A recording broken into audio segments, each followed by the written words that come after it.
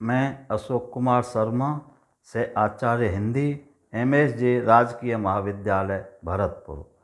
आज हम हिंदी गद्य की विधाओं में जीवनी विधा का अध्ययन करेंगे।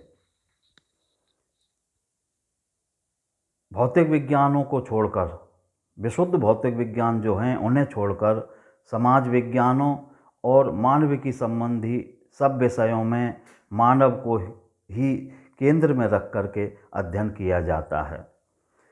इन विषयों में जहाँ मानव का वस्तुपरक और तथ्यपरक अध्ययन होता है, वहाँ साहित्य में मानव के इस अध्ययन में हार्दिकता का भी समावेश होता है। मानव के अध्ययन में हार्दिकता और तथ्यपरकता का सर्वोत्तम रूप जिस साहित्य विधा में हम देख सकते हैं, उसे जीवनी कह सकते हैं।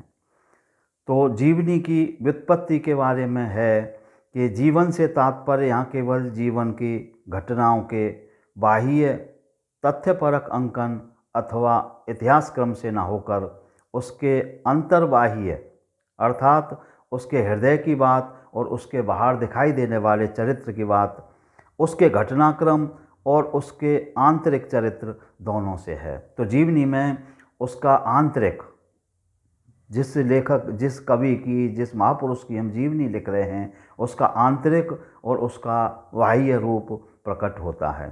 हिंदी में जीवनी रूप में नामकरण जो हुआ है वह सीधे अंग्रेजी साहित्य की लाइफ या बायोग्राफी जो विधा है उसके आधार पर हुआ है। इसकी परिभाषा दी है जीवनी की लिटन स्ट्रेची ने लेखन कला का सबसे सुकोमल और सहानुभूतिपूर्ण स्वरूप जीवनी को कहा है। तो स्ट्रेची ने कहा है कि लेखन कला का सुकोमल अतः कोमल शब्दों में कोमल हृदय के द्वारा और सहानुभूतिपूर्ण किसी व्यक्ति का चित्रण है, वह जीवनी कहा जाता है। हेराल्ड निक्सन ने भी कहा है कि जीवनी को लिखने के लिए एक विशेष प्रकार के बुद्धि कौशल की आवश्यकता होती है। तो यहाँ पर बुद्धि कौशल का प्रयोग किया है और बुद्धि कौशल में क्या ग्राह्य है और क्या अग्राह्य है, क्या समाज के लिए उपादेय है, क्या अनुपादेय है, इस तर्क के आधार पर जिसकी जीवनी लिखी जाती है उसके गुण और दोषों को सम्मिलित किया जाता है जो समाज को एक दिशा दे सकें। JP शिपले ने कहा है कि जीवनी वह साहित्यिक विधा है जिसमें नायक या किसी विशिष्ट व्यक्ति के संपूर्ण जीवन का या उसके यथेष्ट भाग की चर्चा की गई हो और अपने आदर्श रूप में वह एक इतिहास हो। तो इतिहास हो, इसका आधार यह है कि उसने ऐसे कार्य किए हों जो जीवनी का नायक है कि इतिहास में उसको अमर बनाने की स्थिति रही हो। तो यह साहित्य की विधा है और संपूर्ण जीवन का कोई भी भाग भी ले सकते हैं, इसमें संपूर्ण जीवन को भी ले सकते हैं, उस आधार पर जीवनी लिखी जाती है। जॉनसन ने कहा है कि जीवनीकार का लक्ष्य जीवन की उन घटनाओं और क्रियाकलापों का रंजक वर्णन करना होता है जो व्यक्ति विशेष की बड़ी से बड़ी महानता से लेकर छोटी से छोटी घरेलू बातों तक से संबंधित होती हैं।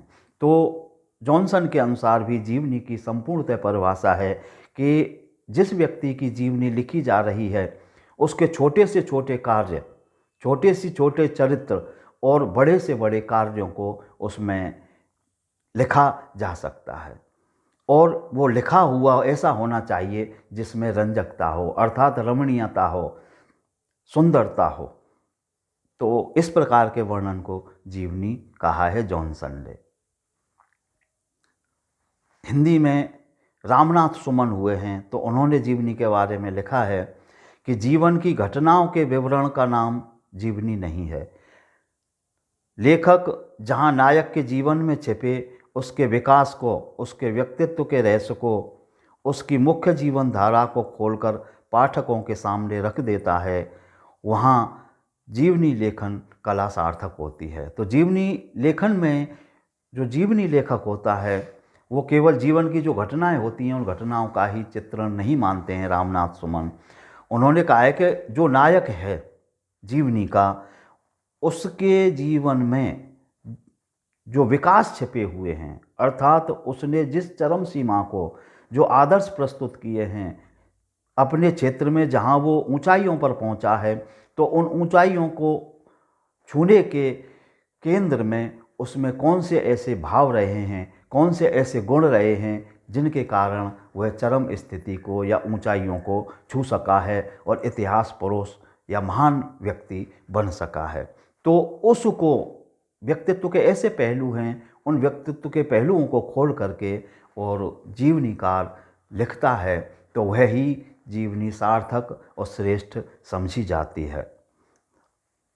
बाबू गुलाब राय ने भी जीवनी के बारे में कहा है कि जीवनी घटनाओं का अंकन नहीं वरन चित्रण है। वह साहित्य की विधा है और इसमें साहित्य और काव्य के सभी गुण हैं। वह एक मनुष्य के अंदर और बाह्य स्वरूप का कलात्मक निरूपण है। तो अंतर और बाह्य स्वरूप का कलात्मक निरूपण, और कला के अंतर्गत हम जब साहित्य की बात करते हैं तो प्रतीक, बिंब, उपमा, शैली, इन तत्वों को भी शामिल कर सकते हैं कि इस प्रकार की रचना होनी चाहिए, इस प्रकार के जीवन के तथ्यों का वर्णन होना चाहिए कि वह कलात्मक लगे। केवल जीवन की घटनाओं को ही लिखना नहीं होता है।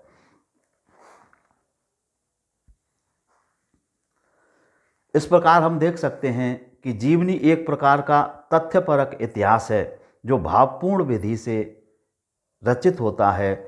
इसमें जीवन के अंतर्बाह्य का संपूर्ण स्वरूप, विशेष सहानुभूति और संवेदना पूर्ण विधि से अभिव्यक्त होता है। तो जीवनी में एक तो तथ्य होते हैं इसमें, जिस किसी व्यक्ति की जीवनी लिखी जा रही है, और तथ्यों के साथ में भावपूर्ण विधि से वह रचित होता है। ऐसा नहीं कि भाव उसमें नहीं आए, उसमें भावनात्मकता का होना भी आवश्यक है। जीवनी की रचना में जितने भी भाव हैं हमारे यहाँ पर माने जाते हैं। अंतर्बाह्य संपूर्ण स्वरूप, जो व्यक्ति, जो नायक है जीवनी का, उसका आंतरिक और बाह्य क्रियाकलाप, समस्त उसका अंतर्द्वंद, उसको ऊंचाइयों को छूने के लिए जो अंतर्द्वंद हुआ है, ऊहापोह हो रहा है उसके जीवन में उसका, और बाहर उसके क्या क्रियाकलाप रहे हैं समाज में, उन सभी का चित्रण होता है। इस प्रकार से हम जीवनी की विशेषता या जीवनी की परिभाषा मान सकते हैं। अब जीवनी के जो स्रोत हैं, अर्थात जीवनी कैसे लिखी जा सकती है, कौन कौन से तथ्यों को लेकर के हम जीवनी लिख सकते हैं, इसके बारे में पाश्चात्य विद्वान कैसले ने कि जीवन के लिए या जीवनी लिखने के लिए सामग्री कहाँ कहाँ से प्राप्त की जा सकती है, तो उसके बारे में निर्देश किया है कि उसी विषय या उससे संबद्ध विषयों पर लिखी गई पुस्तकें, हम जिसकी जीवनी लिख रहे हैं तो उस जीवनीकार के संबंध में जो पुस्तकें लिखी गई हैं, उन पुस्तकों से हम स्रोत या सहायता ग्रहण कर सकते हैं जीवनी लिखने के लिए। मूल सामग्री यथा पत्र, डायरी, प्रामाणिक गवेषणा जो सामग्री होती है, वह भी जीवनी लेखन में सहयोगी होती है। अर्थात जिस व्यक्ति की जीवनी लिख रहे हैं उसके पत्रों को, उसकी डायरी को, उसके बारे में जो मूल सामग्री उन्होंने जो कुछ लिखा है नायक ने, जीवनी नायक ने, उसकी मूल लेखन को लेकर के भी हम और जीवनी में प्रयोग कर सकते हैं। अगला स्रोत बताया है समकालीनों के संस्मरण। जिस समय वह चरित्र नायक रहा है तो उसके बारे में और लोगों ने अपने संस्मरण लिखे होंगे, उन संस्मरणों को लेकर के भी जीवनी में प्रयोग किया जा सकता है। यदि वर्ण समय बहुत पहले का ना हो तो जीवित व्यक्तियों के संस्मरण, जो जिसके बारे में हम जीवनी लिख रहे हैं वह व्यक्ति अगर ज़्यादा प्राचीन नहीं है और उसके सहयोगी साथी व्यक्ति जीवित हैं तो उन व्यक्तियों के संस्मरण सुन करके भी, उनसे बातचीत करके भी और जीवनी लेखन में हम उनका प्रयोग कर सकते हैं। जीवनी लेखक यदि चरित्र नायक के संपर्क में रहा है तो उसके अपने संस्मरण, जो जीवनी लिखने वाला है और वह जीवनी लिख रहा है ऐसे व्यक्ति की कि वह उनका परिचित है, उनके संपर्क में रहा है, तो वह अपने संस्मरण भी जीवनी में लिख सकता है, जो उसने जीवनी नायक के साथ में व्यतीत किए हैं, जीवनी नायक के साथ में उसने अनुभव किए हैं। उन स्थलों का भ्रमण और पर्यवेक्षण जहाँ चरित नायक रहा था। अगला स्रोत ये भी माना जाता है कि जहाँ का रहने वाला है चरित नायक, जिन जिन जगहों पर उसका कार्य रहा है, कर्मस्थली रही है, उन जगहों को वह भ्रमण कर सकता है, देख सकता है, वहाँ के लोगों से पूछ सकता है, वहाँ की वस्तुओं में उन्हें देख सकता है। तो इस प्रकार से इन स्रोतों के आधार पर जीवनी लिखी जा सकती है। किसले ने ये स्रोत बताए हैं। तो जीवनी लेखन में कौन कौन सी विशेषताएं होनी चाहिए, या जीवनी है वो जीवनी में तत्व कौन कौन से होने चाहिए जिससे जीवनी बेहतर मानी जा सकती है। तो जीवनी के तत्व, सबसे पहला है मानव केंद्रिता।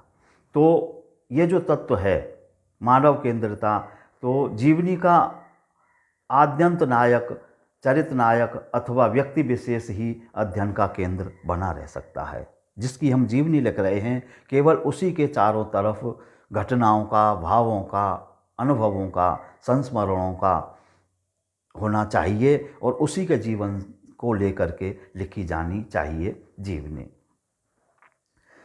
मानव, उसकी मानवता और मानवता के सहज रूप में सबल और दुर्बल पक्ष तथा उनका भावपूर्ण प्रस्तुतिकरण लेखक का एकमात्र उपक्रम रहता है। तो जो जिसकी जीवनी लिख रहे हैं, तो उसके दुर्बलताओं के लिए भी और उसकी सबलताओं के लिए, दोनों के लिए चित्रित करना जीवनी लेखक का कर्तव्य होता है। तो जिस मानव केंद्रिता उसमें मुख्य रूप से रहती है। दूसरा जो तत्व है वो पूर्णज्ञता होता है। तो चरित नायक के संबंध में सुनी सुनाई कथाएं जीवनी का आधार नहीं होती हैं। लेखक का वह अपना निजी, स्वानुभूत और अपना देखा पहचाना जीवन होता है, जिसको वह पूर्ण तथ्यपरकता के साथ में व्यक्त करता है। तो तथ्यपरकता के साथ में व्यक्त करना चाहिए और अनुभव होना चाहिए जिसकी जीवनी लिखी जा रही है उसके बारे में। तीसरा जो तत्व है जीवनी का, वह है संतुलित प्रसंग चयन। तो जो प्रसंग होते हैं, जिन तथ्यों को लिया जाता है जीवनी में, तो वो है संतुलित होने चाहिए। ऐसा नहीं कि सामान्य तथ्यों की भरमार भी जीवनी में कर देनी चाहिए। जीवनी में उन्हीं तथ्यों को लेना चाहिए जो समाज को, व्यक्ति को कुछ दिशा निर्देश दे सकें, उस व्यक्ति की महानताओं को प्रकट कर सकें जिसकी हम जीवनी लिख रहे हैं। जीवनी लेखक जीवन की हर स्थिति और घटना को जाने तो अवश्य, पर चुनाव उनका करे जो व्यक्तित्व की विशिष्ट दिशा के उद्घाटन में महत्वपूर्ण हो। जीवनी में ना तो कोई अनावश्यक बात होनी चाहिए और ना ही कोई आवश्यक बात छूटनी चाहिए। तो जो संतुलन की स्थिति है चरित नायक के जीवन की घटनाओं की, उनका वर्णन और उन्हीं विषयों का चयन होना अति आवश्यक होता है। चौथा जो तत्व है जीवनी का, वह क्रमबद्धता है। जीवनी की संरचना में घटनाओं की क्रमबद्धता महत्वपूर्ण है। इससे एक तो विश्वसनीयता बनी रहती है तथा साथ ही उत्सुकता, रोचकता और रहस्य का तत्व बना रहता है। तो क्रमबद्धता होनी चाहिए। ये नहीं कि उसके जीवन को पहले बुढ़ापे के जीवन को या अंतिम समय के जीवन का चित्रण करें, फिर उसके बालपन का चित्रण करें। अर्थात जैसे जैसे विकास हुआ है जीवनी के नायक का, उस विकास के लिए हम दर्शाएं कि किन किन परिस्थितियों से होकर के और जीवनी नायक ने यह मुकाम प्राप्त किया है कि वे एक महापुरुष या महान कलाकार बन सका है। अगला तत्व है बहिरंग अंतरंग का समन्वय। तो नायक, जीवनी का नायक है, उसका बाहरी स्वरूप क्या रहा है, समाज में उसके कर्म किस प्रकार से रहे हैं, और उसका अंतरंग अर्थात उसका हृदय किस प्रकार के तत्वों से, किस प्रकार के भावों से, कैसी संवेदनाओं से जूझता रहा है, जिनके आधार पर वह महान बना है। तो जीवनीकार के लिए इतिहासकार की तथ्यपरकता के साथ साथ चरित्र नायक की आंतरिक स्थितियों का भावपूर्ण परंतु तथ्यात्मक चित्रण अनिवार्य होता है। वह चरित्र नायक के भौतिक परिवेश के साथ साथ उसके मन मस्तिष्क की सक्रियता का भी चित्रण करता है। तो मन और मस्तिष्क किस प्रकार से सक्रिय रहा है उसका, और उसने ऊंचाइयों को छुआ है, इसका चित्रण करना भी आवश्यक होता है जीवनीकार के लिए। तो तत्व यह भी है। छठवां जो तत्व है वह है निष्पक्षता। जीवनी लेखक का कर्तव्य है कि वह ना तो केवल सद और श्रेष्ठ का अतिरंजनापूर्ण वर्णन करे और ना ही उस पर अवांछित कीचड़ उछाले। तो जिसके बारे में जीवनी लिखी जा रही है, अगर उसके बारे में कोई द्वेष है या हम किसी आग्रह से ग्रस्त हैं या किसी विचारों के ऊहापोह में हैं, तो हमारा या जीवनी लेखक का कर्तव्य बनता है कि वह उन आग्रहों को दूर रख करके निष्पक्षतापूर्वक अवलोकन करे जीवनी के नायक का और उसकी विशेषताओं का वर्णन करे, और जो दुर्बलताएं हैं उनका भी वर्णन करे। लेकिन ऐसा नहीं कि दुर्बलताओं को लेकर के वह एक ऐसा आदर्श या उसकी निंदा की स्थिति रखे जीवनी नायक की। ना ही अगर श्रद्धास्पद है या जिसके प्रति श्रद्धा है जीवनी लेखक की, उसकी जीवनी लिख रहा है, तो अतिरंजनापूर्ण वर्णन भी उसका नहीं होना चाहिए। बढ़ा चढ़ा करके उसकी प्रशंसा भी जीवनी में नहीं होनी चाहिए। तो संतुलन की आवश्यकता होती है, संतुलन की अवस्था होती है, निष्पक्षता की आवश्यकता होती है जीवनी लेखक के लिए कि वह चरित्र नायक के संबंध में निष्पक्ष रह करके उसके चरित्र का और चित्रण करे।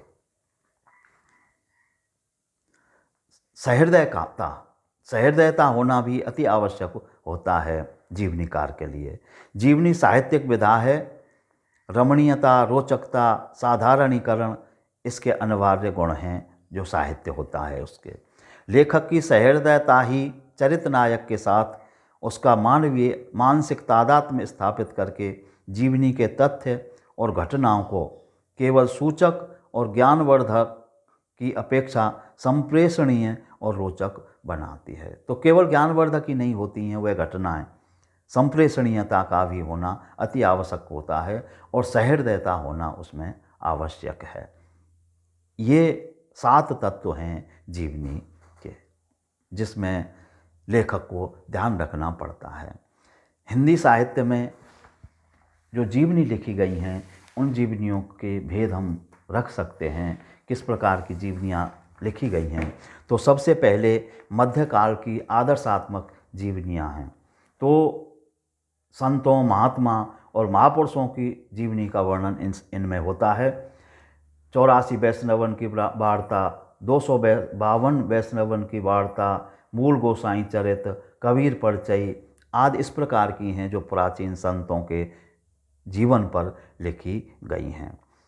दूसरी उपदेश प्रधान जीवनियाँ होती हैं। इन जीवनियों में भी आदर्श होता है और उपदेश देने वाला उनका जीवन होता है जो चरित्र नायक या जीवनी नायक होते हैं।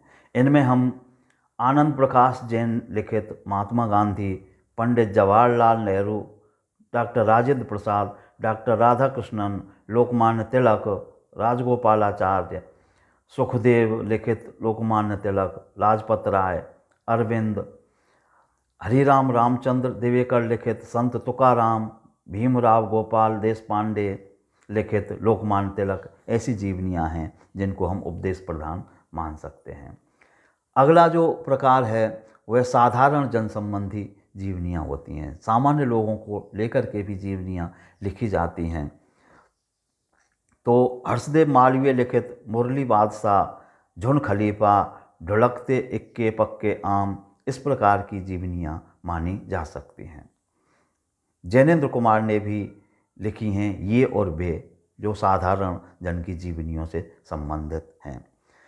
अगली अनुसंधानात्मक या ऐतिहासिक जीवनियाँ होती हैं। इस कोटि के जीवनी लेखक का लक्ष्य व्यक्ति विशेष की जीवन गाथाओं की अज्ञात से अज्ञात घटनाओं और विवरणों को ढूंढकर निकालना होता है।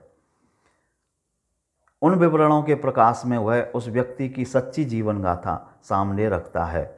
तो इस कोटि की जीवनी में अयोध्या प्रसाद लिखित जैन जागरण के अग्रदूत नामक रचना है, जो 37 महापुरुषों के जीवन को लेकर के लिखी गई है। अगली मनोवैज्ञानिक जीवनियाँ होती हैं। इस प्रकार की जीवनियों में अधिकतर लेखक का लक्ष्य मानव मनोविज्ञान के प्रकाश में व्यक्ति विशेष की जीवन गाथा की व्याख्या करना होता है, और उनमें रामवृक्ष बेनीपुरी ने कार्ल मार्क्स के नाम से लिखी है, सुखदेव ने विद्रोही सुभाष लिखा है, राहुल सांकृत्यायन ने स्टालिन लिखा है, कार्ल मार्क्स लिखा है, लेनिन लिखा है, उमाशंकर ने नाना फडणवीस आदि इस प्रकार की जीवनियों को मान सकते हैं। कलात्मक जीवनियाँ होती हैं।